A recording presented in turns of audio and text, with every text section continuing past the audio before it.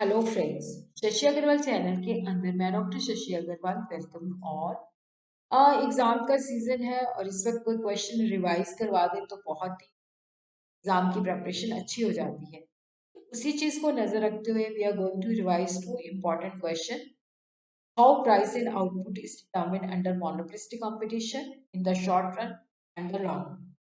Distinguish between perfect competition and monopolistic competition. अगर आपको मेरा ये एफर्ट सही लगता है तो डू लाइक माय वीडियो, इसको शेयर कीजिए और मेरे चैनल शशि अग्रवाल को सब्सक्राइब कीजिए। This is my app Edusum app, जो कि रेलिवेंट है for commerce, economics and management students. काफ़ी सारा फ्री स्टडी मटेरियल और काफ़ी सारे एमसीक्यू टेस्ट यहाँ पे अवेलेबल हैं। और इसी तरह काफ़ी सारे structure courses, managerial economics, business economics, principles of economics, micro economics, they are also available at a very nominal price. Link of them I will be sharing. तो ये बहुत ही इंपॉर्टेंट क्वेश्चन है, how the price and output is determined under monopolistic competition. ये इस तरह से भी पूछा जा सकता है, explain the short run and long run equilibrium भी पूछा जा सकता है। तो जब हमने इसको लिखना है, पहले मोनोपोलिस्टिक कंपटीशन को बताना है, फिर उसकी डेफिनेशन देनी है, उसके फीचर्स बताने हैं, shape of demand and cost का बताना है, फिर short run equilibrium and long run equilibrium के बारे में बताना है। तो ये इम्परफेक्ट मार्केट की इंट्रोडक्शन है। अगर ये आपके पास टाइम है तो इसको लिखिएगा, अदरवाइज आप इसको स्किप कर सकते हैं। देखो, जो परफेक्ट कंपटीशन है, that is a myth, monopolies myth, कि ये दोनों इमेजिनरी मार्केट सिचुएशंस है। एक्चुअल में जो एग्जिस्ट करता है that is the perfect competition. तो प्यारो सराफा ने इसको 1926 के अंदर इम्परफेक्ट मार्केट की टर्म जो थी फर्स्ट टाइम यूज की थी। ये कंसेप्ट जो था डेवलप किया था ये चैम्बरलिन ने अपनी book the theory of monopolistic competition के अंदर, और मिसेस जॉन रॉबिन्सन ने 1933 के अंदर इकोनॉमिक्स ऑफ इम्परफेक्ट कंपटीशन के अंदर। तो जो मार्केट है उसको हम कैसे डिफाइन कर सकते हैं? Perfect competition, imperfect competition and the monopoly. Imperfect competition, monopolistic competition, oligopoly and duopoly. But आज हमारा फोकस रहेगा मोनोपोलिस्टिक कंपटीशन के अंदर। मोनोपोलिस्टिक कंपटीशन जो है इसके अंदर दोनों के ही फीचर होते हैं, perfect competition and monopoly. Perfect competition इसको हम इस वजह से कह सकते हैं कि इसके फीचर्स के अंदर प्रेजेंट है क्योंकि यहाँ पे भी बहुत सारे सेलर्स होते हैं और वो सेलर का नंबर बड़ा होता है, और इंडिविजुअल सेलर जो है मार्केट प्राइस को इन्फ्लुएंस नहीं कर सकता।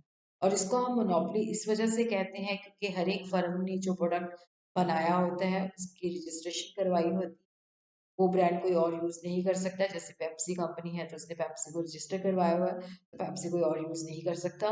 तो मोनोपोली इस वजह से क्योंकि हर एक फर्म की प्रोटेक्टेड मार्केट होती है और इसका जो डिमांड कर्व होता है स्लोप्स डाउनवर्ड की, ज्यादा सेल करने के लिए we have to reduce the price. Monopolistic market situation जो है ऐसी सिचुएशन है जिसके अंदर बहुत सारे सेलर्स होते हैं जो कि गुड्स प्रोड्यूस करते हैं बट वो एक दूसरे का क्लोज सब्स्टिट्यूट होती है। जैसे पेप्सी पेप्सी प्रोड्यूस करता है, कोका कोला जो कि दोनों एक दूसरे के क्लोज सब्स्टिट्यूट्स होते हैं। तो जो मोनोपोलिस्टिक कंपटीशन है उसके अंदर प्रोडक्ट डिफरेंशिएशन जो है मेन है, क्योंकि यहाँ पे हर एक सेलर का प्रोडक्ट जो होता है यूनिक होता है, दूसरे से डिफरेंट होता है। According to Leftwich, monopolistic competition refer to that market organization जहाँ पे बहुत सारे सेलर्स होते हैं और हर एक सेलर का जो प्रोडक्ट होता है डिफरेंशिएटेड होता है, और मतलब जो भी सेलर्स के प्रोडक्ट्स होते हैं वो क्लोज सब्स्टिट्यूट्स होते हैं, होमोजेनियस नहीं होती। जेस पेन्स के मुताबिक monopolistic competition is market structure when there is a large number of small sellers selling differentiated but close substitute products. इस तरह हम देखते हैं कि what are the features of monopolistic competition? Large number of firms, product differentiation, freedom of entry and exit, selling cost and non price competition, selling cost, limited mobility, imperfect knowledge and price policy. इसको हम one by one करके study करेंगे। देखो, यहाँ पे जो sellers and buyers होते हैं नंबर बहुत ज्यादा होता है। The number of the firm is large, but ये मिनट होता है। और यहाँ पे मैनी एंड मतलब जो number of sellers and buyers होते हैं मतलब बहुत ज़्यादा होते हैं। तो वो बट उनमें से कोई भी जो टोटल आउटपुट है उसका मेजर पोर्शन जो है कंट्रोल नहीं करता। हर एक फर्म जो है अपनी इंडिपेंडेंट और आउटपुट पॉलिसी जो है अडॉप्ट कर सकती है। प्रोडक्ट डिफरेंशिएशन इसका मेन फीचर है क्योंकि यहाँ पे बायर जो है प्रोडक्ट को डिफ्रेंशिएट कर सकता है। यहाँ पे प्रोडक्ट डिफ्रेंशिएशन इस वजह से हो सकता है, शेप की वजह से हो सकता है, कलर की वजह से हो सकता है, ड्यूरेबिलिटी, क्वालिटी एंड साइज की वजह से हो सकता है। हर एक सेलर जो है बताने की कोशिश करता है कि मेरा प्रोडक्ट दूसरे से डिफरेंट है और बेटर है। और ये जो प्रोडक्ट डिफरेंशिएशन है एक्चुअल भी हो सकती है, आर्टिफिशियल भी हो सकती है। और ये जो डिफरेंस होता है ट्रेडमार्क की वजह से होता है, name, design, packing, colour, fragrance and workmanship की वजह से भी हो सकता है। हर एक फर्म अपनी मर्जी से एंटर कर सकती है, अपनी मर्जी से छोड़ के जा सकती है। देखो यहाँ पे जब हम मोनोपोलिस्टिक कंपटीशन की बात करते हैं तो यहाँ पे बायर और सेलर को परफेक्ट नॉलेज नहीं होती। तो जो सेलर है उसको सेलिंग कॉस्ट जो एडवर्टीजमेंट है उसको करनी पड़ती है ताकि वो लोगों को बता सके।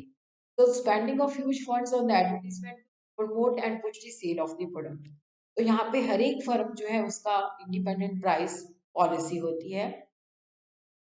और यहाँ पे जो फैक्टर्स ऑफ प्रोडक्शन होते हैं कुछ हद तक मोबाइल होते हैं, लिमिटेड मोबिलिटी होती है और इस तरह मार्केट कंडीशन के बारे में पूरा ज्ञान नहीं होता। और उसी तरह ही जो मोनोपोलिस्टिक कंपटीशन है यहाँ पे नॉन प्राइस कंपटीशन होता है कि यहाँ पे अगर हमने कंपटीटर अपने कस्टमर को ऐड करना है तो प्राइस रिड्यूस नहीं की जाती, नॉन प्राइस कंपटीशन के बेसिस पे कम्पीट किया जाता है। तो यहाँ पे एडिशनल फ्रीवे दिया जाता है कि जैसे इतने में आपको ये चीज़ जो है जैसे सर्फ है उसका रेट 50 है तो 50 में पहले हम 250 ग्राम देते थे, अब हम उसको 400 ग्राम देते हैं। या मैगी पैक के साथ एक बाउल दे दिया या बॉर्नविटा के साथ एक जार दे दिया। तो इस तरह से नॉन प्राइस कंपटीशन के बेसिस पे compete किया जाता है। और यहाँ पे जो डिमांड कर्व होते हैं जैसे ये जो है यहाँ पे हम आउटपुट लेते हैं तो ये थोड़े से मोनोपोली से मोर इलास्टिक होते हैं। एआर है जो कि डिमांड कर्व है, जो कि स्लोप्स डाउनवर्ड है, ज़्यादा सेल करने के लिए we have to reduce the price. तो this is the demand curve और एमआर जो होता है इसके नीचे लाई करता है। और उसी तरह जो कॉस्ट कर्व होते हैं वो यू शेप होते हैं कि पहले वो फॉल करते हैं फिर मिनिमम पॉइंट, फिर उसके बाद जो है वो जो है राइज करना शुरू करते हैं। कॉस्ट कर्व है, एवरेज कॉस्ट है, एवरेज वेरिएबल कॉस्ट है, मार्जिनल कॉस्ट है, इनकी शेप जो होती है यू शेप होती है। उसी तरह हम देखते हैं कि प्राइस एंड इक्विलिब्रियम किस तरह से मोनोपोलिस्टिक कंपटीशन के अंदर डिटरमाइन किया जाता है। देखो यहाँ पे भी जो फर्म है मोनोपोलिस्टिक कंपटीशन के अंदर वो वहां तक प्रोड्यूस करती है जहाँ पे मार्जिनल कॉस्ट जो होती है मार्जिनल रेवेन्यू के बराबर होती है और मार्जिनल कॉस्ट जो है एमआर को नीचे से कट करता है। मोनोपोलिस्टिक सिचुएशन के अंदर बहुत सारी फॉर्म्स होती हैं और ये जो फॉर्म्स होती हैं क्लोजली सब्स्टिट्यूट प्रोडक्ट्स बनाती हैं। जो इन फॉर्म का समूह होता है उसको हम ग्रुप कहते हैं।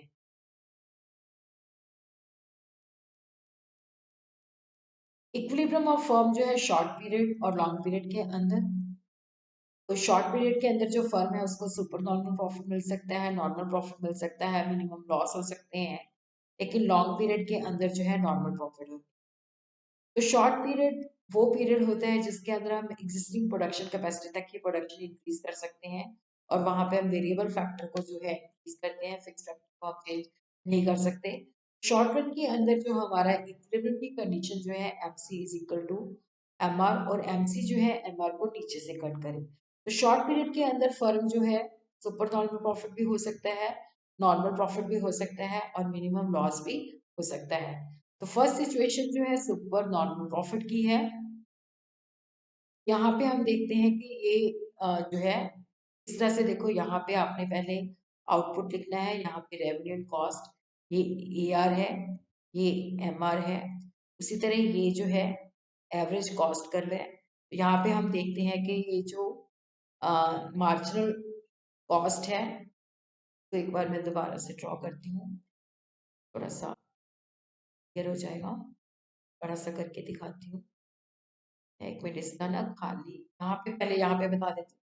देखो ये जो है ए आर है, ये एम आर है, यहाँ पे ये जो है एवरेज कॉस्ट कर्व है तो ये जो है मार्जिनल कॉस्ट कर्व है। तो ये मार्जिनल कॉस्ट कर्व जो है देखो यहाँ पे कंडीशन पूरी होती है, एम आर को ये नीचे से कट कर रहा है और बराबर भी है। तो यहाँ पे हम ये प्राइस है और यहाँ पे ये कॉस्ट कर्व को जब ये टच करता है तो ये कॉस्ट है। तो ये जो डिफरेंस है प्राइस और कॉस्ट के बीच में इसको हम जो है प्रॉफिट कहते हैं, जो कि सुपर नॉर्मल प्रॉफिट है। तो इक्विलिब्रियम जो है ई बिंदु पे है और ई बिंदु पे क्या है कि MC is equal to M R और एमसी जो है उसको नीचे से कट कर रही है। ए आर जो है ए सी से ज्यादा है तो इस वजह से फर्म को सुपर नॉर्मल प्रॉफिट उत्पन्न होता है। उसी तरह हम देखते हैं नॉर्मल प्रॉफिट। तो यहाँ पे हम देखते हैं कि यहाँ पे हमने आउटपुट लिया है, यहाँ पे रेवेन्यू कॉस्ट लिया है, ये हमारा ए आर है, एम आर इसके नीचे लाई करता है, ठीक है। और यहाँ पे ये हमारा एवरेज कॉस्ट कर्व है जो कि यू शेप है और ये हमारा मार्जिनल कॉस्ट कर्व है जो कि इसके मिनिमम बिंदु से जाता है और ये एमआर को यहाँ पे कट करता है। यहाँ पे हम देखते हैं कि जितनी प्राइस है उतनी ही कॉस्ट है, तो यहाँ पे जो फर्म है उसको नॉर्मल प्रॉफिट मिलता है। और उसी तरह हम थर्ड सिचुएशन देखते हैं, क्योंकि शॉर्ट पीरियड है तो शॉर्ट पीरियड के अंदर जो फर्म जो है अगर छोड़ के जाएगी तो मिनिमम जो फिक्स कॉस्ट है उसका लॉस बेयर करना ही पड़ता है। तो ये हमारा यहाँ पे ए आर है, ये हमारा एम आर है, तो ये हमारा एवरेज वेरिएबल कॉस्ट है, ये हमारा एवरेज कॉस्ट है। उसी तरह ये मार्जिनल कॉस्ट कर्व है जो इसको इस बिंदु पे कट करती है जहाँ पे कंडीशन पूरी होती है MC is equal to M R और एमसी इसको नीचे से कट कर रही है। तो ये जो है एवरेज कॉस्ट है और ये जो है प्राइस है। तो हम यहाँ पे देख रहे हैं कि प्राइस जो है एवरेज कॉस्ट से कम है तो इतना मिनिमम लॉस हो रहा है।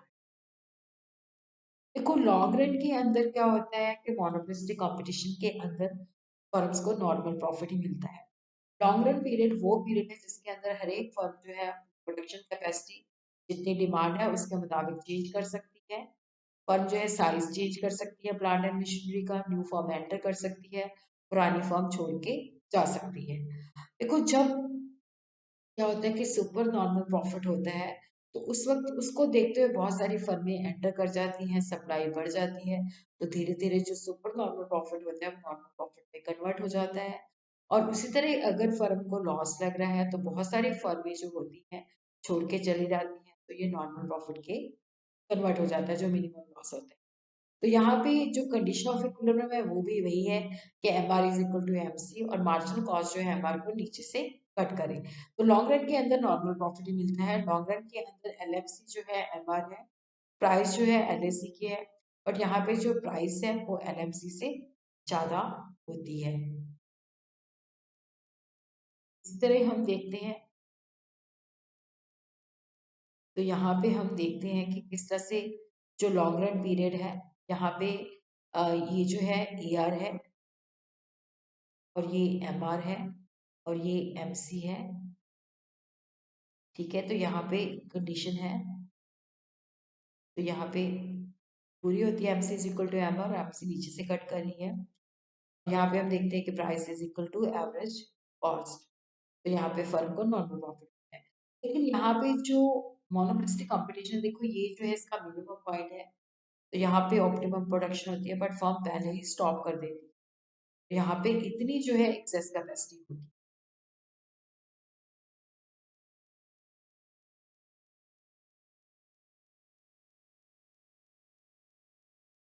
मोनोपोलिस्टिक कंपटीशन के अंदर जो होती है यहाँ पे हम जो एवरेज कॉस्ट का मिनिमम पॉइंट होता है वहां तक प्रोड्यूस नहीं करते, उससे पहले ही स्टॉप कर देते हैं, तो वहां पे एक्सेस कैपेसिटी होती है। तो इसकी वजह से फर्म जो है नॉर्मल प्रॉफिट कर कमाती है और प्राइस जो होती है परफेक्ट कंपटीशन से ज़्यादा होती है और ऑप्टिमम प्रोडक्शन से कम प्रोडक्शन होती है मोनोपोलिस्टिक कंपटीशन के अंदर। Now we will do the second question, which is the distinguish between the perfect competition and monopolistic competition, or we could say comparison between the perfect competition and the monopolistic competition. इस question को हमने किस तरह से attempt करना है, पहले देखो अगर ये क्वेश्चन लंबा है तो हमने 10 मार्क्स का है, बड़ा क्वेश्चन है, तो इसमें पहले परफेक्ट कंपटीशन को डिफाइन कीजिए, उसके फीचर बताइए, फिर मोनोपोलिस्टिक कंपटीशन का मीनिंग और फीचर दीजिए, फिर उसके बाद डिफरेंस। बट अगर ये 2 या 4 नंबर का है तो आपने डिफरेंशिएशन डिफरेंस जो है वहीं से स्टार्ट करना है। परफेक्ट कंपटीशन एक ऐसी मार्केट सिचुएशन होती है जहाँ पे बहुत सारे बायर्स एंड सेलर्स होते हैं। सेलर जो होता है होमोजेनियस प्रोडक्ट सेल करता है और ये जो प्राइस होती है हर जगह पे सेम होती है और यहाँ पे जो प्राइस है वो बेसिकली इंडस्ट्री फिक्स करती है। जो फर्म होती है वो प्राइस टेकर होती है, प्राइस जो है इंडस्ट्री के द्वारा फिक्स की जाती है और जहाँ पे डिमांड और सप्लाई जो होते हैं एक दूसरे के जहाँ पे बराबर होते हैं वहाँ पे इंडस्ट्री प्राइस फिक्स करती है, उस गिवन प्राइस पे फर्म जो है सेल करती है। Perfect competition is a market in which there are many firms selling identical products with no firm large enough relative to the entire market to be able to influence the price। यहाँ पे जो product होता है वो homogeneous होता है, large number of buyer and sellers होते हैं, प्रोडक्ट आइडेंटिकल होता है और यहाँ पे इंडिपेंडेंट डिसीजन मेकिंग होता है, हर एक फर्म एंटर कर सकती है, छोड़ के जा सकती है। बायर और सेलर को परफेक्ट नॉलेज होती है, फैक्टर्स ऑफ प्रोडक्शन जो होते हैं परफेक्ट मोबाइल होते हैं, प्रॉफिट मैक्सिमाइजेशन ऑब्जेक्टिव होता है, सब कुछ मार्केट फोर्सेस के ऊपर होता है, यहाँ पे कोई एडवर्टीजमेंट और ट्रांजैक्शन कॉस्ट नहीं करनी पड़ती।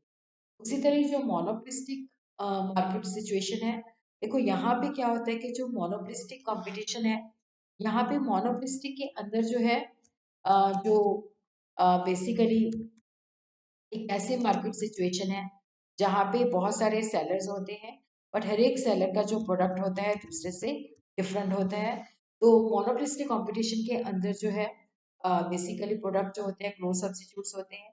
ये इसके फीचर्स हैं जो मैं ऑलरेडी आपको बता चुकी हूँ। तो यहाँ पे एक बार मैं सिर्फ आपको दिखा ही रही हूँ क्योंकि ये हमने ऑलरेडी कवर किया। तो अब हम सीधे आते हैं डिफरेंस के अंदर। तो पहले हम देखेंगे कि सिमिलैरिटीज क्या है।